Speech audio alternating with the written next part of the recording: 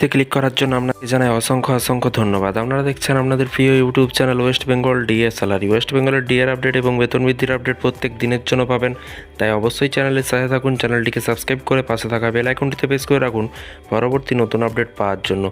রাত পোয়ালেই কিন্তু বেতন বাড়ছে কেন্দ্রীয় সরকারি কর্মচারীদের। ডিএ হাইক, রাত পোয়ালেই কিন্তু বাড়ছে বেতন। মোদী সরকারের কর্মচারীদের জন্য কিন্তু ধনবর্ষা, বুধবারে কিন্তু বড় ঘোষণার সম্ভাবনা কেন্দ্রের। আরও বেশি টাকা পেতে চলেছে, কি বলা হয়েছে বিস্তারিত চলুন জেনে নেওয়া যাক। কেন্দ্রীয় সরকারি কর্মচারীদের জন্য অত্যন্ত বড়দিন আসতে চলেছে। আগামী দুবার কেন্দ্রীয় মন্ত্রিসভার বৈঠকের আগেই কিন্তু এখানে বলা হয়েছে, দেখতে পাচ্ছেন, গত বছরের রেকর্ডে যদি নজর দেওয়া হয় সেক্ষেত্রে বলা যেতে পারে যে হোলির আগেই ডিএ বৃদ্ধি ঘোষণা করেছিল কিন্তু কেন্দ্র সরকার। মোদী সরকারি কর্মচারীদের জন্য কিন্তু কথা এখানে বলা হয়েছে। আর রাজ্য সরকারি কর্মচারীদের কি বলা হয়েছে চলুন বিস্তারিত জেনে নেওয়া যাক। এখানে বলা হয়েছে, দেখতে পাচ্ছেন, 5ই মার্চ 2025 অর্থাৎ আগামীকাল কিন্তু ডিএ বৃদ্ধির কথা ঘোষণা করেছিল নরেন্দ্র মোদী সরকার।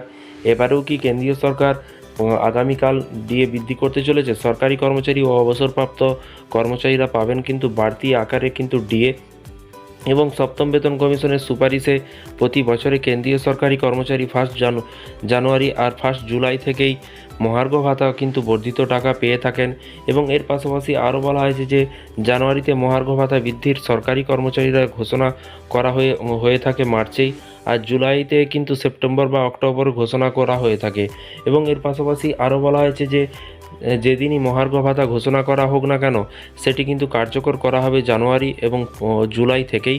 এবং হোলির আগে কেন্দ্রীয় সরকারি কর্মচারীদের জন্য কিন্তু বড়সড় খবর আসতে পারে। এর পাশাপাশি বলা হয়েছে যে অনুমান করা হচ্ছে এবার অর্থাৎ জানুয়ারি 2025 থেকে মোদী সরকারের কর্মচারীদের মহার্ঘ ভাতা তাদের 4% হারে কিন্তু মিলতে চলেছে। এবং এমন হলে যে সমস্ত কেন্দ্রীয় সরকারি কর্মচারীরা ন্যূনতম বেতন হিসেবে পান 540 টাকা থেকে 720 টাকা মাসিক, মহার্ঘ ভাতা গণনা কেমন করে হয় বা কেমন করে হয়ে থাকে এবার বুঝে নেওয়া যাক। এখানে পুরো ক্লিয়ার করে কিন্তু বলা হয়েছে, আর্টিকেলে বিভিন্ন রকম ভাবে কিন্তু বোঝানোর চেষ্টা করেছে বা বোঝানো হয়েছে আর্টিকেলে। যদি কোনো কেন্দ্রীয় সরকারি কর্মচারীদের বেতন 30,000 টাকা বা তার বেশি স্যালারি 18,000 টাকা, সেই কর্মচারীদের 50% অর্থাৎ 9,000 টাকা কিন্তু ডিএ হিসেব পাচ্ছেন। এবং এর পাশাপাশি আরও বলা হয়েছে যে যদি 30,000 3 ডিএ আর ডিআর 3% করে বৃদ্ধি পায় সেক্ষেত্রে কিন্তু 9,540 টাকা হবে, অর্থাৎ 540 টাকা করে কিন্তু প্রতি মাসে ডিএর আকারে কিন্তু বৃদ্ধি হবে। এবং 4% করে যদি হয় সেটি কিন্তু 720 টাকা করে কিন্তু হবে। এবং অর্থাৎ এখানে বলা হয়েছে, দেখতেই পাচ্ছেন, 9,720 টাকা বর্ধিত ডিএ হিসাবে পাবেন মোদী সরকারের কর্মচারীরা। গত বছর ঠিক কতখানি বর্ধিত হয়েছিল? গত বছরের মার্চে কিন্তু 4% ডিএ বৃদ্ধি পেয়েছিল কেন্দ্রীয় সরকারি কর্মচারীদের। এর পাশাপাশি তারপরে কিন্তু অক্টোবর 2024 কিন্তু 3% মহার্ঘ ভাতা বৃদ্ধি পেয়েছিল, যার ফলে ডিএ হয়েছিল মোট কিন্তু 53%। ফের জানুয়ারি 2025 আশা করা হচ্ছে যে মোদী সরকারের কর্মচারীদের ডিএ ও 3% থেকে কিন্তু 4% বৃদ্ধি পেতে পারে। তো ফ্রেন্ডস, বিষয়টি বুঝতে পারছেন, মোদী সরকারি কর্মচারীদের 3 থেকে 4% বৃদ্ধি করতে পারে।